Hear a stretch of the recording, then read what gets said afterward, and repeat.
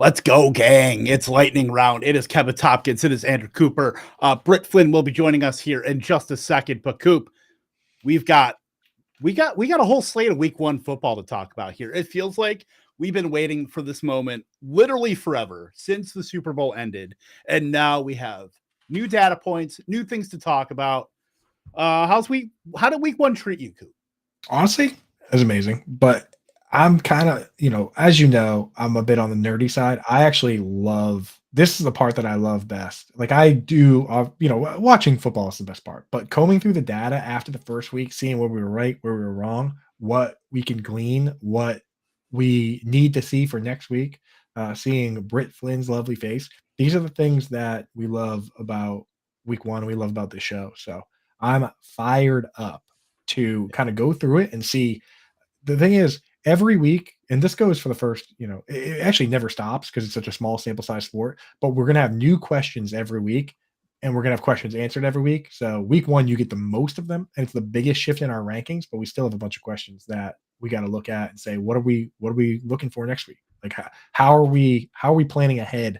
Who are we stashing? That's what makes this game fun. So what's up, Britt? How's it going, guys?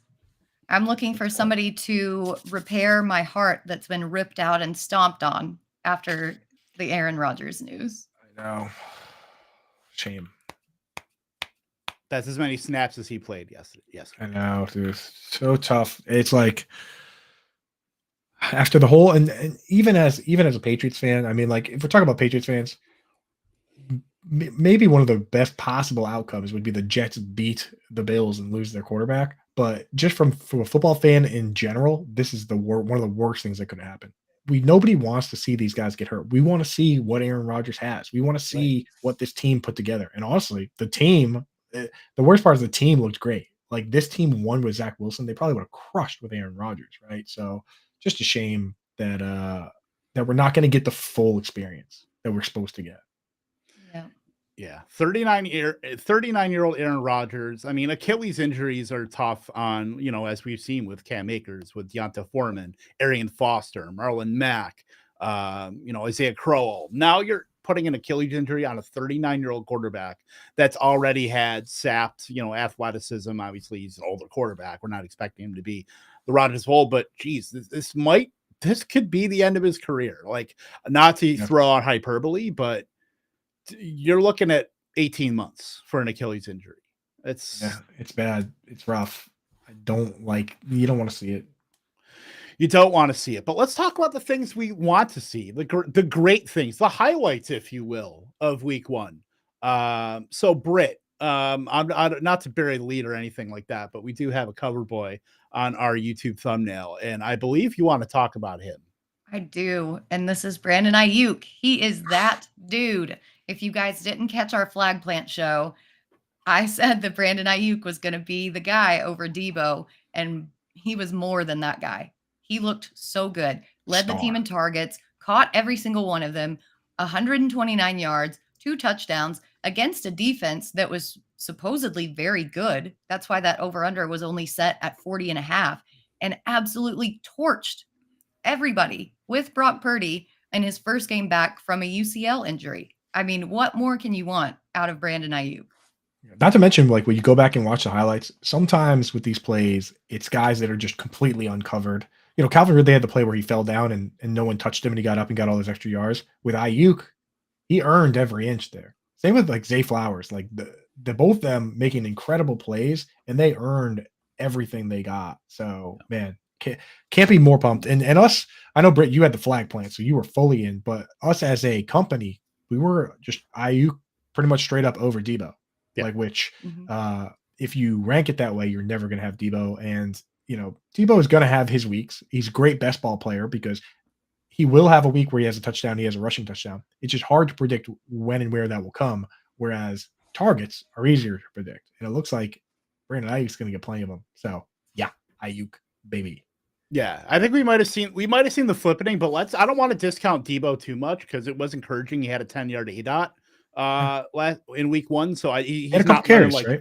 Right, yeah, still had 2 carries. He carried, a larger ADOT, so I think there's still a lot of meat on the bone for Debo Samuel. I don't think we got to pour one out for him yet, but I think it's more 1A, 1B here. And then Christian McCaffrey absolutely crushed for the Niners too. Like this offense, as long as Brock Purdy is kind of, manning the controls here and not doing too much, like he's an embarrassment of riches here. And then we didn't even mention George Kittle, who, tight ends as a whole, Coop, I'm sorry, but like tight ends were not great. Got a lot of work to do. Got a lot of work to do. This week, only 2 tight ends had more than 50 yards receiving. Only 2. And they were Hunter Henry had 56 yards and Luke Musgrave had 50. That is rough. I know we had a lot of injuries, but come on, boys. You're making us look bad over here. Let's step it up. We got a position to protect here because first they came for the kickers and I said nothing because I was not a kicker analyst. Then they came for the defenses and I was silent because I don't rank defenses, but now they come for the tight ends, and there might be no one left to speak up for me. I know Linda already. True, and yeah, that's pretty true. Tight end Linda kicker guru is already out there. Like kickers are better than tight ends, and I don't really have much argument to make this week. So come on, boys, we got to ramp it up. Let's go. Let's get Brock Bowers on the squad, and let's get some. Yeah, right. Let's get Mark Andrews and Travis Kelce back, and let's get back up to standard at least, because my goodness, what a mess. Yeah, absolutely. Pretty gross to the tight end position, but we're just going to be talking about wide receivers here because let's look. Calvin Ridley, he was gaining some steam at the end of draft season, going up into like that 2-3 turn range, and maybe into the second. And you can make a case, I kind of banged the drum. I think I had, the con side of the should you be drafting Calvin Ridley article, but I'm ready to eat some crow. Crow will be eaten today by Kevin Tompkins because Calvin Ridley looks like a top 8 wide receiver, like at worst. Like I think you got potential alpha wide receiver 1 at a wide receiver 2 price. Like he absolutely crushed in this offense, and it doesn't help that you're going to see less Christian Kirk gumming up the works there because he was pretty much the pure slot guy next to Zay Jones, obviously ETN had some good moments too. Evan Ingram's there, but like Calvin Ridley is just eating ahead of everybody else in this offense, and it's not like Trevor Lawrence like just peppered him, here and there. Like from the go, it was Lawrence and Ridley like locked in. You'll love to see that. The 2 best friends that anyone could have. But no, for real, I was bartending on Friday night and this guy recognized me and he goes, "What are your thoughts on Calvin Ridley?" And I said, "I drafted him in the second." And he goes, "Do you think he's wide receiver 1 or wide receiver 2? And I go, "Wide receiver 1 easily." And it was so amazing to see that not only pay off, but pay off so quickly. Like Ridley is that dude. Right. And the thing is that it's so easy in hindsight to look at it and be like, oh yeah, Ridley's awesome. They traded for him. But people forget the risk that you just took. The guy hadn't played in a year and a half, right? Yep. So you took a big risk for the big payoff. That was the thesis of my argument, was that he hadn't played since mid 2001. Right. So it's like, yeah, the risk is there. Same thing with, I was just on with Matt Kelly with Player Profiler, and I said this there that Anthony Richardson, this week you go out and look at it, and he scores a touchdown, he rushing touchdown, throws a touchdown pass, and you're like, okay, that feels pretty good.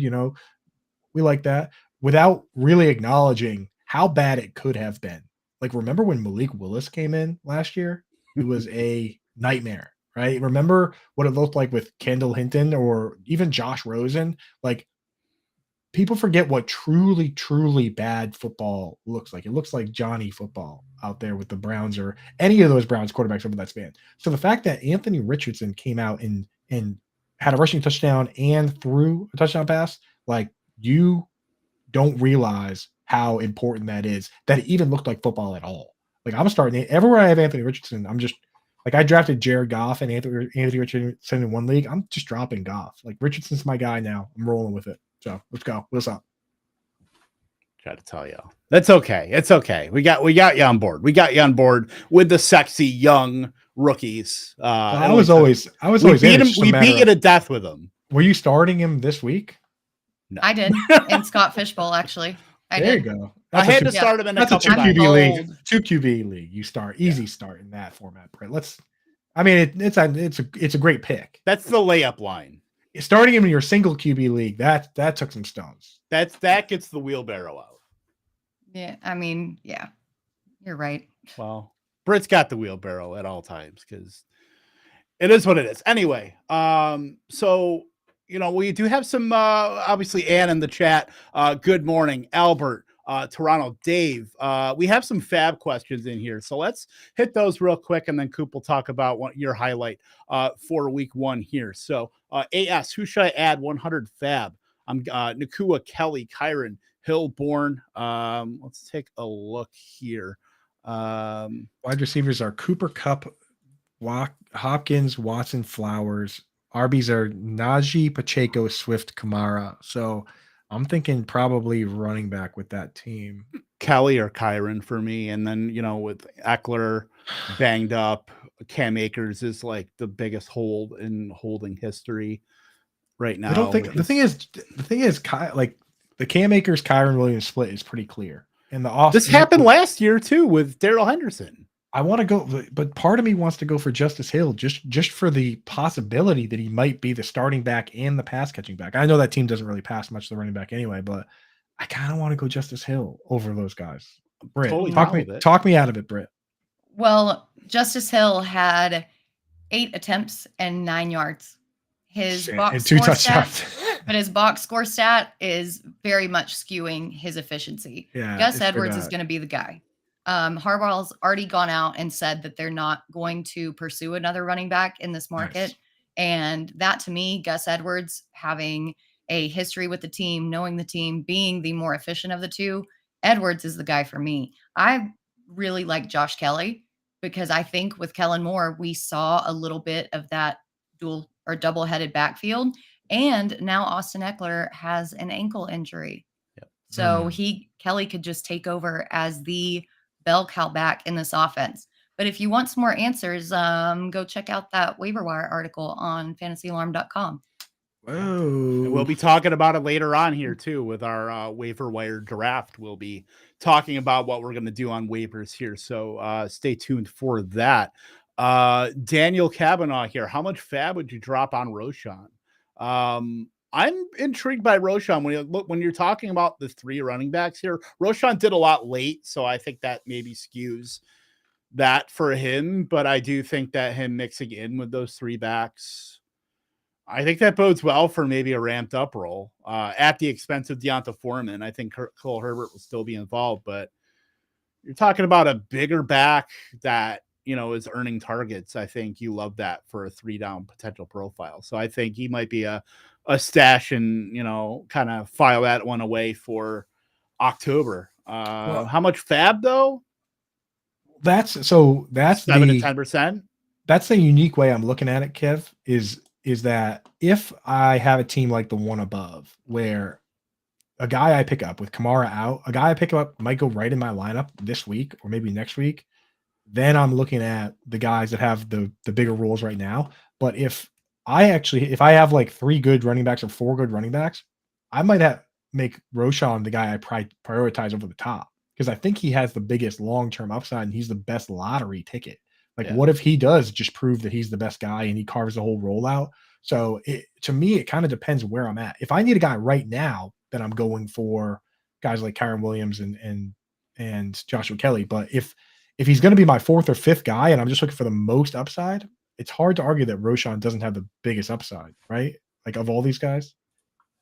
I just think that whole Chicago backfield is going to be just a mess and a committee. And I don't know if I would drop any FAAB on him. Roshan's not really being talked about in most of the waiver wire articles as like a big person to target.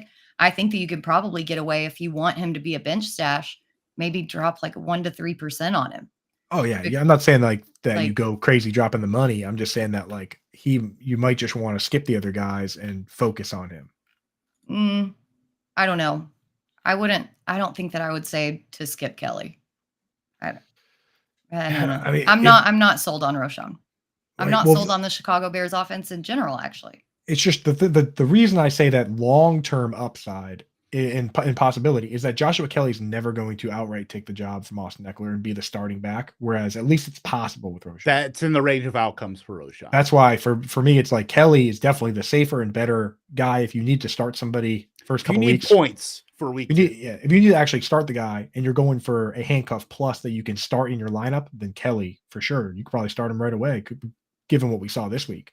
But if you're looking for somebody to maybe be the home run hitter, then I just like the idea of, hey, maybe right now they're kind of trying everybody out, giving everybody a couple handoffs, and maybe they do that all year long. But maybe this guy is just the best guy in the backfield, and he ends up being the guy. That's the intrigue for me, Britt. But I agree that if these guys are anywhere close to your starting lineup, go for the guys who are actually playing right now, Kyron Williams and Joshua Kelly. Yep. Yeah, I agree. And then Ann in here. By the way, I will be putting out a tweet later on today about Lightning Round Best Ball Championship 3. Ann is currently the leader in the clubhouse after week 1. So whoa, want to shout out Ann here, who is at the top of the leaderboard looking down on everybody. We'll post that up later today. But what is y'all strategy with FAAB? Go fast and hard early on or save FAAB for later on in the year? Now, this waiver period might be the strongest waiver wire that I can think of, at least much stronger than almost any of them last season. I don't know about you guys, but there's a lot of options and people are going to be spending a lot of their budget, I feel like, this week. I would say that this is all dependent on how big your bench is, because you don't want to go crazy dropping, your stash guys, your guys who underperformed in week 1, who may be potential performers down the line. So the question really depends on your situation, which I hate to say. I know that that's a wishy-washy answer. But typically in the past, I have been conservative with my FAAB up until like the midweeks with bye weeks and things like that, because I think people will really be going fast and hard when they have to find a replacement for one of their studs on a bye. So I tend to play a little conservative in these earlier weeks. Yeah, and honestly, with the bye weeks, there's a lot of not bye weeks, but with the FAAB and stuff, there's a lot of strategy to it where you got to know your format. Like in Superflex, if you spend $1 in Superflex and everyone has 100 and you have 99, you're going to have no shot at getting the quarterback if there's going to be a backup quarterback playing. Like in Superflex, Zach Wilson's now a guy that you want to add, and someone's probably going to drop $100 on him, and you're not going to get him if you spend any money. So in a format like that, if I'm willing to spend $1, I'm willing to spend 10, and I'm willing to just pay up to get whoever I want to get. And the other thing is, my rule of thumb in general is if a guy goes directly into my lineup, then I'm willing to spend 20 to 25% of my budget on that player. If I'm going to play him this week, it's worth the money for me. So those are some rules of thumb that I kind of utilize. But in general, I'm with Britt that the guys are going to be inflated this week with everyone going crazy, and your money goes a lot longer the longer you can hold on to it. Right, Britt? Yep. I do agree with that, certainly. Coop, your highlight from week 1. We'll get through this a little bit here. We got a lot of show here to get into. We got a lot, so I'll just go quick and just say Zay Flowers is amazing. And he looked amazing, and his role is amazing, and this new offense is good for him, even though they started a little slow. So got to be pumped with all the people that drafted Zay Flowers in Dynasty just because he was the 4th wide receiver and they just took him. Congratulations. You're a genius, right? So Zay Flowers, we're feeling good about it. And like shout out John and Pemba, who was all over Zay Flowers this offseason. Yeah, it's like the Justin Herbert from a couple years ago where he was like the distant 3rd quarterback. And no, we're all eating. Like, yeah, the only concern is that, I don't know if it's really concern, but we know what his role is going to be. 6 of the 10 targets that he had were either RPOs, screens, or pop passes. But look, if you're willing to scheme the guy into getting the touches, that's showing intent for the offense. So I'll take whatever I can get. Exactly. What do you think about Zay, Britt? Yeah, I think he's fine. I don't know how much of a role he's going to have when Andrews comes back, which is the only thing for me, but he still looked very, very good, especially in his first game as a rookie. Yeah, can't argue with that, certainly. So let's go real quick, the lowlights. I could probably go an hour on my lowlight. So Coop, double dip.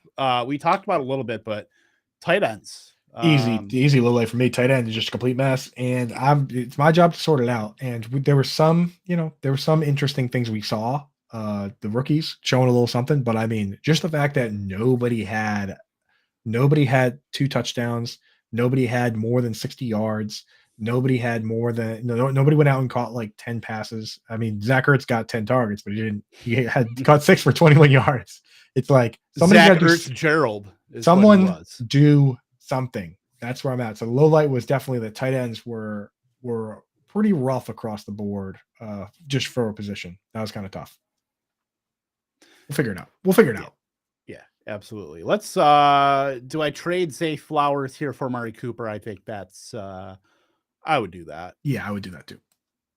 So if you get a buying opportunity, he has Cup. So here's the problem: is he has Cooper Kupp and Christian Garrett Kirk kind of rough.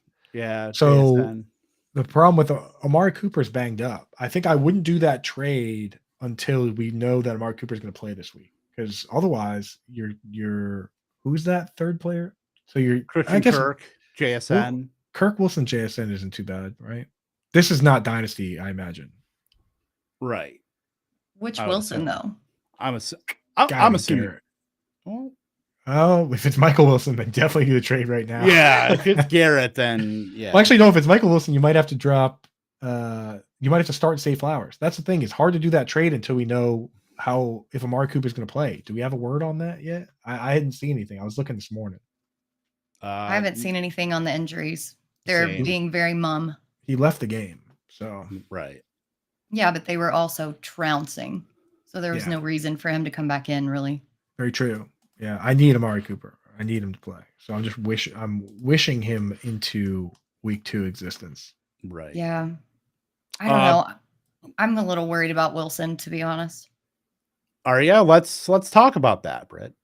Yeah, I mean, had it not been for that one-handed grab off that very, very bad pass that Zach Wilson threw, and just the pure athleticism of him literally laying on his back and being able to catch that touchdown, he would have finished with single-digit points. I mean, it is not a good outlook for Garrett Wilson. It's not a good outlook for really anybody on this Jets team. I don't think it's a good outlook for Breece Hall or Dalvin Cook, because if they don't respect the pass, then they're just going to stack the box the entire time. And I don't think that this offense is going to be very efficient at all. I think that the wins are going to have to come off of the back of the defense. And I have so much exposure to Garrett Wilson. It feels like somebody ripped out my heart and stomped on it. Yes. And the problem that we run into that Britt kind of alluded to there is that last year what Garrett Wilson is a good player with bad quarterback play that finished as a back end wide receiver 2 on volume alone. And this year the hope was that it was going to be a good player with a good quarterback that could now be a wide receiver 1, because you take good player plus good volume and you get stud. So now we've kind of reverted back to good player versus inefficient volume equals wide receiver 2.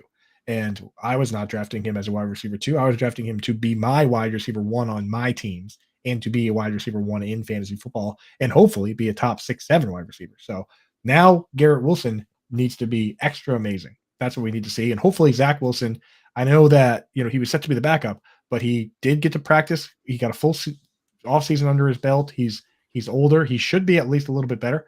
Last night, there were some plays where in years past he would have taken a sack and instead he threw it away, or even got a ball off that looked like a normal pass. So maybe he can be okay, but yeah, not good.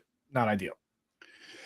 Yeah, maybe he can be below average. I think that would be a step up from what he was last season. That would be great. Yeah. Not great, Bob. I think, the quarterback market is going to be perked up. I mean, the Jets are already contacting veteran quarterbacks here. I did post in the chat Flacco, which would certainly help my Breece Hall backs. I think anytime you can get Alex Smith in there to just give Breece Hall like 15 targets, I think you got to do it. But I already talked to everybody. They said, we're off of Garrett Wilson. Let's just do what we can to salvage Breece Hall. Like, he is a national treasure. Oh, man. Breece Hall looks so good. Yeah, he did. He looked amazing, dude. They're keeping it under wraps that he was awesome. And Dalvin Cook looked okay, but Breece Hall was just explosive. He looked Dalvin Cook looked spry at times. Just think that, Kev, you pointed out there was a little bit of a hitch in Breece Hall's on that long run. That would easily, if this was last year, that would have been That was a house call. That would have been 100-yard touchdown or whatever, 90-something yard touchdowns. Yeah. Mm-hmm. What you gonna do? It is what it is. My low light for week 1, it's the Atlanta Falcons just as a whole. I hate them. We need to try to find the guy who did this. It's obviously Arthur Smith, and he is playing his way to being the offensive coordinator of the Akron Zips next year, if he keeps this up. So, I mean, anytime you can make 3 top 8 draft picks a decoy for your RB2 Tower Algier, I think you have to do it. So that's kind of where we are with the Atlanta Falcons. In the passing game, Kyle Pitts, London, you can't really start. Like, Kyle Pitts had his moments even last week or in week 1. Drake London, 1 target, just bad. Last year they threw for 24 passes a game, which the Falcons and the Bears, that's the lowest anybody's thrown per game, 24. The lowest anyone's thrown since 2009. Yep. And this year we said, no way it can be worse. Can't be worse. And they came out and they threw 18 passes. They're literally dead last in the league this year. And they won. That's the worst part. The worst part is that they won. Arthur Smith needs to be punished for his misdeeds. We need this team to start getting crushed. That's what we need, because we cannot have them winning games like this. Not for fantasy football. They don't care. They don't. Like, he's been out. He literally said he doesn't care about. We want them to lose games. We want Drake London and Kyle Pitts. We want their agent to try and get them to shoot their way out of town. Like, that's what we want. And then Bijan and Algier can live happily in this offense, and our pass catchers can escape. But Arthur Smith said the same shit last season, that we sucked. don't care about fantasy football, that all we want is wins. But they weren't winning then. Arthur Smith just doesn't know anything. He doesn't know ball. He doesn't know ball. He literally thinks that 2 of his players on his team are on the track team and not the freaking football team. I mean, it's asinine, and it's so annoying to have to deal with this in fantasy. Have to deal with 2 top 10 picks who are just out there running around and then do nothing. It's absolutely disgusting. It really is, man. And the worst part is that they won the game. Oh. That is literally the worst part about, because they're gonna run into like 6 or 7 wins, and then we're gonna do us all again next year, and it's gonna be just. Please not. I can't do it 3 years in a row. No, I can't even do it the rest of this year. I don't have the stamina. I don't have the mental acuity to be able to handle anything like that going forward. Like, week 1 was enough. Come on. Send Arthur Smith in the shadow realm. Forget. The worst part is that no one will trade me Kyle Pitts in Dynasty either. I was like, I traded Kyle Pitts for Garrett Wilson. How's that feeling? That's great. Yeah. Nobody will give him to me. I can't get him. And I've been offering, like, I've even offered a first round pick. I'm just like, take my first round pick. I'll take Kyle Pitts. And they just, I don't know. Maybe they follow me on Twitter. Yeah, maybe. All right, we talked about the good stuff. We're obviously ended the highlight, low lights. The Atlanta Falcons. We talked about that. What do we want answered in week 2? I want to know, you know what? I've been on record saying Jordan Love is maybe not a great quarterback, but look, he looked pretty good in week 1. Granted, against the Bears. Jordan Love might be a boat lifter in this offense. If they're going to be giving all these wide receivers like 50%, 60% of the routes with Christian Watson out, like, someone has to make them look good. And I think Jordan Love certainly did that. Dobbs had 2 touchdowns. Some player that I just knew existed called Dontavian Wicks was out there running like 60% of routes. Like, it was gross in that kind of context. We know, I mean, we would like to see that Watson, Dobbs, Jane Reed are going to be like the 3 main guys, but with Watson out, they just split it between everybody. Then Musgrave ends up running, obviously was over 50 yards. We talked about it earlier, but yeah, Jordan Love, Packers offense might be a lot better than we think. I think there was an interesting stat on Twitter that the PFF grade for Justin Fields and Jordan Love was the same. Yep. Which was very interesting to me because the eye test did not equate to that. Like Love looked way better. I know that, yeah, there were some passes that he missed, but also look at the receivers who he was working with. Couple rookies, couple, third, fourth, fifth stringer guys. I think what really sets Jordan Love apart is the fact that he was so secure with the ball, that he didn't make bad decisions. But the Bears secondary is also pretty bad. So we're going to have to see, like, when everybody comes back, is that going to translate when he's up against some tougher defenses? Yeah, that's the interesting thing. So with the PFF nose ball, like, they graded him pretty low. They gave him the same grade as Justin Fields did. Justin Fields obviously buoyed a bit by his rushing, but I thought that was interesting to see that they didn't have Love graded higher. Whereas if you look at the passer rating for those two players, it was like 128 or 123 for Love and like 70 something for Fields. And I think anybody that watched that game, Jordan Love just did a better job of running the team. Forget fantasy football. Like, he just ran the team better. So Jordan Love, certainly interesting for me.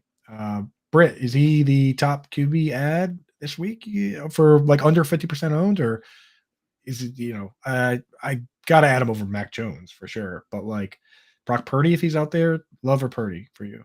Yeah, I have Love because I think that Purdy's ceiling is capped by kind of being in that game manager role. I think that CMC's rushing takes away that ceiling from Purdy, whereas Love, if he airs it out with Christian Watson when he comes back, he could put up some serious points and do some serious damage. So it's Love for me. Yeah, I'm with you. Awesome. Britt, what question do you want answered in week 2 from week 1 stuff? I want to know how Dallas and Dak Prescott actually look, because their defense was so good that we didn't see really any of their offense. It was just kind of the white flag was waving. Tony Pollard got into the end zone a couple times, but how does Dak look with Brandon Cooks? How does this offense going to actually operate when they aren't putting an absolute shellacking on the team? And I don't think that we're going to get answers to that next week, honestly, now that Aaron Rodgers is out for the Jets. So it could be a long season. Yeah, it's not. Yeah, that's what sucks is, again, like I said, small sample size sport. So if you have just a non-game like we just had, right, with the defensive effort and the returns and just pick sixes and just a mess, then we didn't get enough answers. And like you said, we might not even get answers this week. So kind of gross there. But I mean, got to be happy as a Cowboys fan, Britt, right? I mean, yeah, I'm not complaining about that at all. Just as somebody with a lot of shares of CeeDee Lamb, I want to know, are they actually going to have to pass the ball, or is the defense going to carry the entire team for them all season? Right.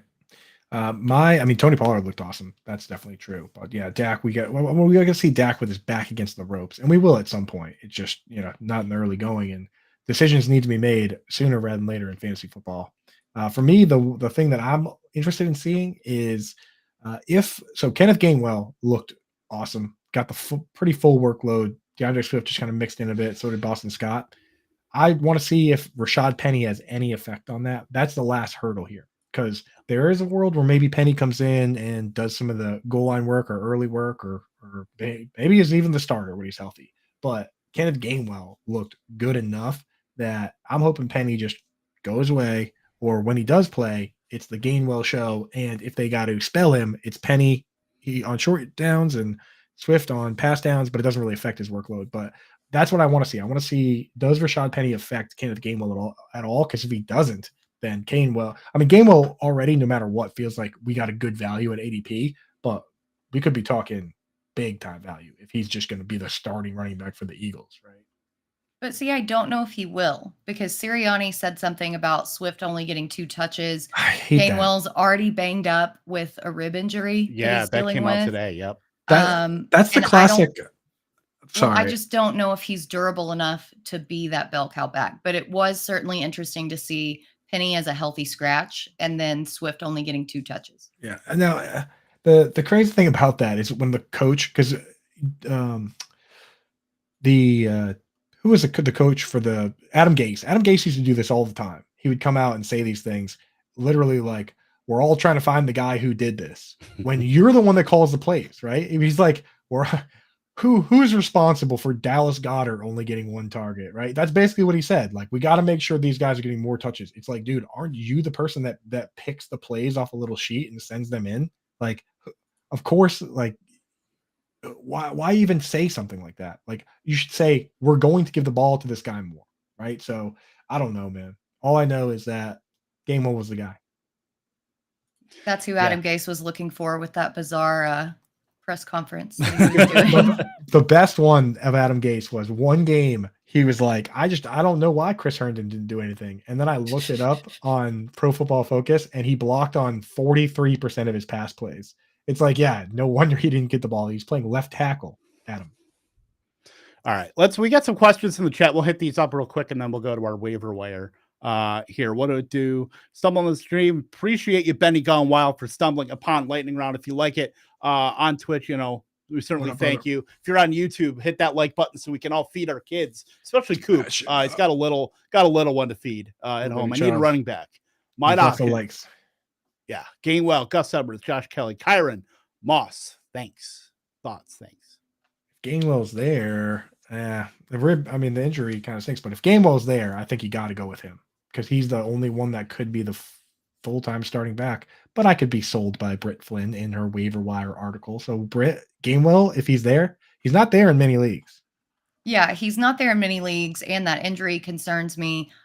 Josh Kelly, I really do think that we're going to see a double-headed backfield with the Chargers. And now with Austin Eckler out, you could get potentially a couple of spike weeks with Kelly, where I just feel the looming specter of Swift hanging over Gainwell, even if that rib injury isn't serious. Plus, I think that Josh Kelly has a couple more opportunities to get receptions than Gainwell does with Justin Herbert and his quarterback outside of Jalen Hurts. So I'm leaning Josh Kelly here for the long term. I don't know, man. I can't buy into Gainwell. Maybe I'm just so annoyed by Sellers propaganda all off season that I'm sick of hearing his name, but it's Josh Kelly for me. Yeah. It'd be Gainwell or Kelly. You can make a case either way for both. But again, it depends on, like with the guy earlier with Alvin Kamara, you go for Josh Kelly because Eckler's banged up and you can start him right away. And same thing with this situation. If the guy goes right in your lineup, it's got to be Kelly. But with some of these, you got to balance upside versus immediate need. So right. I could get on board with Kelly there. Yep. Should I go all out with FAAB, try and grab Nakua and one of both Kyron and Kelly? I don't think you have to go like super all out on them, but you also want to be able to give yourself some room later in the season for whoever comes up then too. So I don't think spending all of your FAAB on the week one guys that stud up is really that prudent. And we still don't know what Nakua's role is going to be back or be once Cooper Kupp returns. Are they going to keep him in there like on the outside, or is he just a 1-for-1 sub for Cooper Kupp? Like, we don't know yet. Yeah. That's the scary thing is that the example last year was a guy like Greg Dortch, right? Obviously he's not on the level of 15 targets or Cooper Kupp, but Greg Dortch came out and he played really well when Rondale Moore was out. And then when Rondale Moore came back, Greg Dortch literally just went back to the bench. So I just don't think you can put the genie back in the bottle here. He's just with too 15 good. targets. If it was like one of those 3 catches, 158 yards and like 2 touchdowns, I think you can make the argument with that. But 15 targets, like that just doesn't happen. Like you can't put the genie back in the bottle after that. A lot of targets. Yep. There's a lot of targets. Trade Mike Evans for T. Higgins. No, I wouldn't do it. Mike Evans looked good. He looked good, but also the Vikings defense is putrid. And Cleveland has the Bengals number. They've won 5 out of the last 6 matchups against them. Hold Higgins. Oh, so you'd rather have? So I think he can move Mike Evans and get Higgins. Well, yeah, I'm saying take the Higgins side. Yeah, I mean he got 8 targets, so yeah, he's not gonna. I could see him getting another 8 target game, but I don't see him having any more 0 catch games. Right. I traded Gainwell for Pacheco. I own Swift. Smart move. I figure Swift will play a part 2 and avoid the guessing game.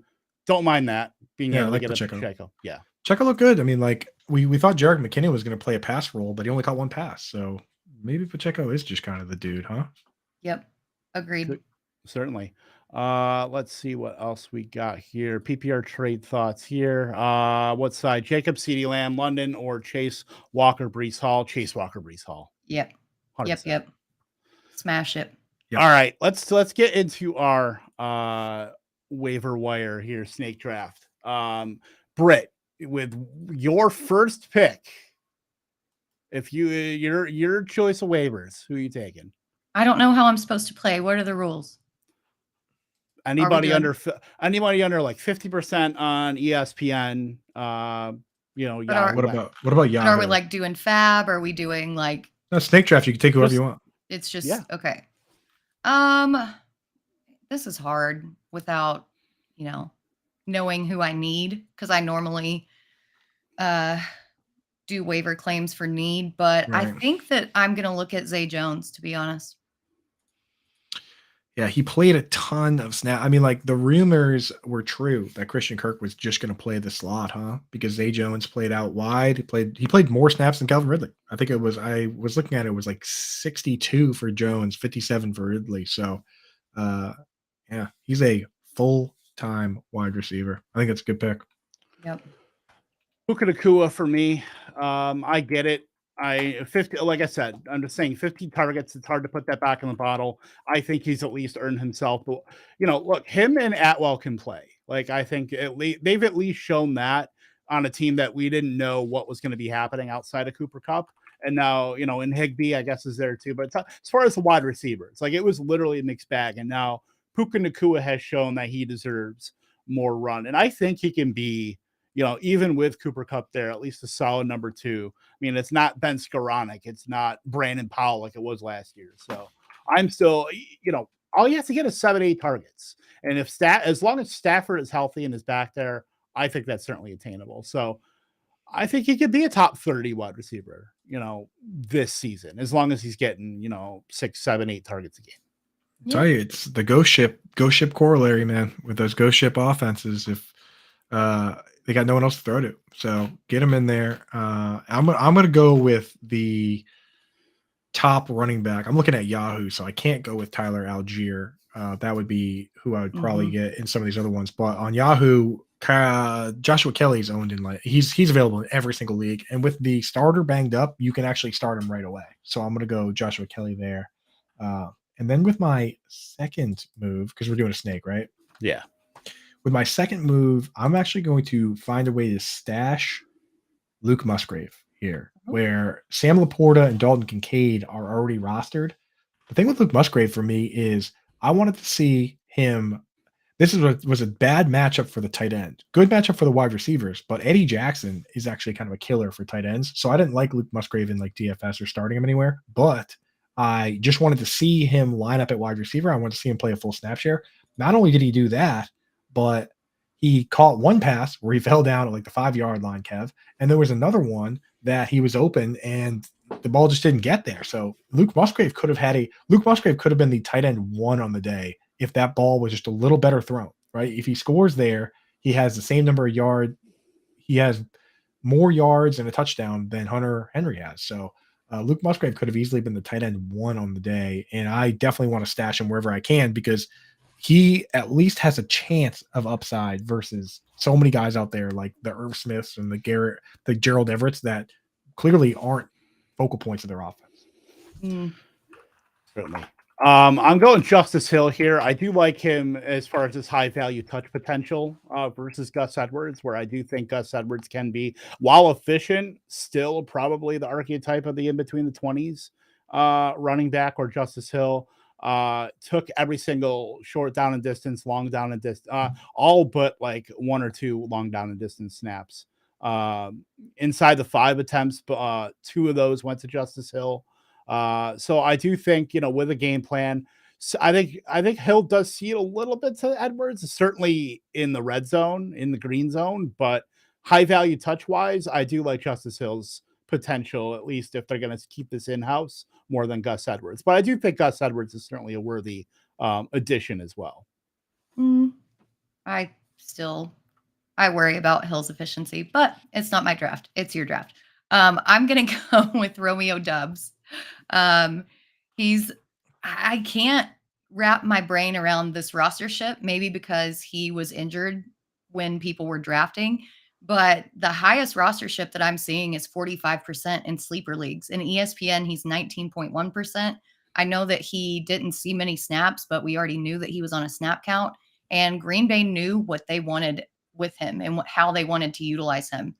Getting 2 touchdowns right there when you've got Aaron Jones and A.J. Dillon, they want to make Dubs a part of that passing game. And I really think going forward, once that hammy heals up, he's going to be a really great asset. And next is harder, depending, since Coop took Josh Kelly. You know what? I'm going to go out of left field here, and I'm going to take somebody for a stash play. I'm going to take Sean Tucker. Ooh. Yeah. So Rashad White looked absolutely atrocious. Like thank God for Cam Akers. Like we say in Arkansas, thank God for Mississippi. Rashad White saying thank God for Cam Akers, because otherwise we would all be talking about him being the worst running back in the entire league. Sean Tucker was talked about as being a top 3 running back prospect in this class before that medical issue came. But now that he's cleared, I think that as the season goes along, he's going to have a really big role. Yeah, I mean, it's Rashad White, like, he got the usage, but how long is that going to last? If he has another game like that, it's going to go from, the 70% that he got with like 10% for Tucker. It's just going to he's going to keep eating away at it. So we need Rashad. If you have Rashad White, you need to bounce back this week. You need it bad. Yeah. There's a couple options here that I could go to, but I think one that sticks out here, Tajay Spears. I don't think that's not Coop's pick, because apparently I know how to work the go. Give me him. No. Give me him. Can't have him. No. Look, it was really weird that Derrick Henry didn't play the opening drive. It was Tajay Spears that was in there. So maybe this could be like a bit of a Dion Lewis kind of, like Tajay Spears might have some standalone value, but like Derrick Henry's going to be out there. I don't think that's going to be eating too much into Derrick Henry. But look, it was really interesting that Tajay Spears, of all people, outsnapped Derrick Henry. Maybe they're managing him more. That's gonna certainly help Tajay Spears. So I think as a stash, you almost have to roster him. I think he's like 11% right now on ESPN. Yeah, not a lot. And he got every third down snap. More snaps, dude. It's crazy. They finally have their third down back. It only took 12 years. Yeah. So last round I went with Luke Musgrave, which is to me the high risk upside play. If you need somebody to start this week, I think Britt has it right. If you check your Britt, I believe you had Hunter Henry and Hayden Hurst and somebody else in your article, right? I do. I have Laporta there at the end.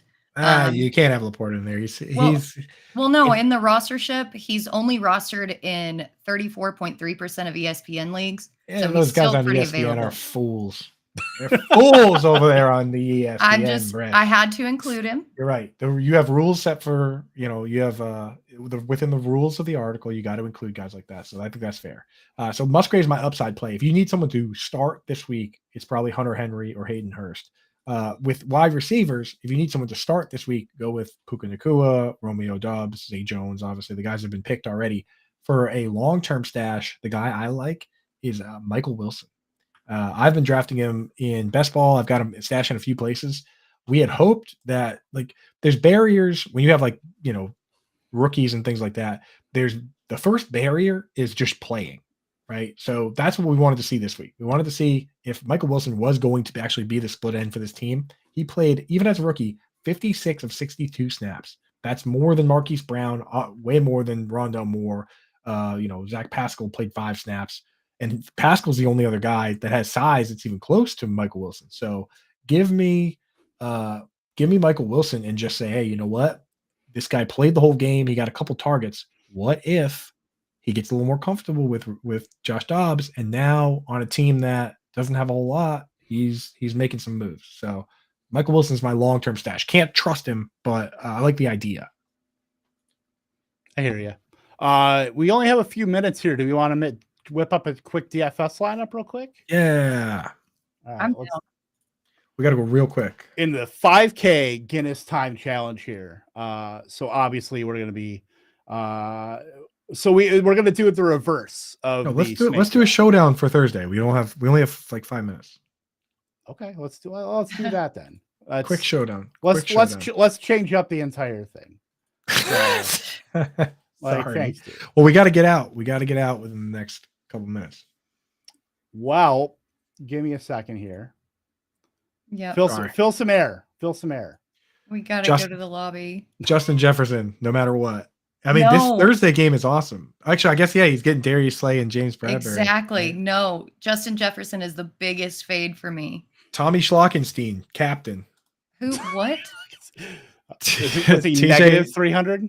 Sock'em Alberto? TJ Hawkinson. Now, if Hunter Henry can be the tight end 1 against this defense, then TJ Hawkinson can be the superhero. I actually do like Hawkinson a lot this week. You still like when I call him Tommy Schlockenstein? It confused me is what happened. It wasn't that I didn't like it. I was just very confused. Who we liking in the captain here? Everybody's going to take Jefferson and Hurts. Hawk. I think Hawkinson could be a nice pivot, to be honest. I do like that. I also like Addison too for some savings, and hoping that he can maybe flip Osborne this week. But I do like Hawkinson as well. You save some money with Hawk at captain too, because if you want to put Jefferson or Hurts at captain, it's like 1,800. Hawk only costs you 10. Is this a 4-2 Vikings to Eagles build where Vikings might be playing from behind and passing? And then you take Kirk Cousins, dig yourself a hole and dig yourself out of it. I think you still have to play the Eagles defense though, just because of the risk of interceptions and sacks and things like that. I think that's a good play. I really think that's a good play.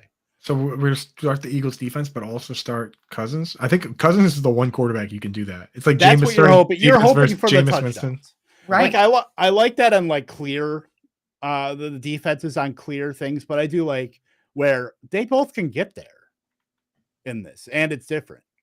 Yeah, a pick six is also honestly great for quarterback. You could go and you march down for however many, march down for 60 yards, throw a pick six, get it right back. Yeah. All right. So Hawk, Cousins, Eagles. Is there a Dallas Goedert? There's not a Minnesota death piece. That's not happening. Dallas Goedert's going to be. There isn't an Eagles one either because there really isn't. I would say let's throw in AJ Brown, but let's get him in there. Goddard's going to be super low owned because he just put up a goose egg, but it's because he faced Kyle Duggar, not Adrian Phillips and Kyle Duggar. But Kyle Duggar is kind of a tight end killer. So Goddard, even though I was fading Goddard in drafts and in DFS last week, this week is he's primed for a bounce back. I mean, the coach said they were going to give him the ball. So. Hurts doesn't give us any room. You can't. This is going to be hard to throw 2 quarterbacks in unless you want to throw in a kicker. Well, we got to get out soon, so we got to make a decision. Hurts and Greg Joseph. Yep. Yeah, throw the kicker in there. I like that. Hurts and Greg Joseph. All right, this is going in. Well, we'll put this in somewhere, but I put it in. I just put it in. Bing bang bong. I just put $700 on it. Look at that. We're gonna get out of here in just a minute. But any parting thoughts before we send you guys off to learn fantasy football? I just hope everybody has fun and gets everyone that you want off of waivers. Yes. Let's all stash Puka Nacua and let's all stash Josh Kelly and Kyron Williams. And who we did talk about was Rashee Rice, because he played Thursday. He fell through the cracks. I like him. He just didn't play a full snap share, but he's definitely a stash for me. I already had him stashed a couple spots. I already got a lot of money on him to win Rookie of the Year, which isn't going to happen, but that's okay.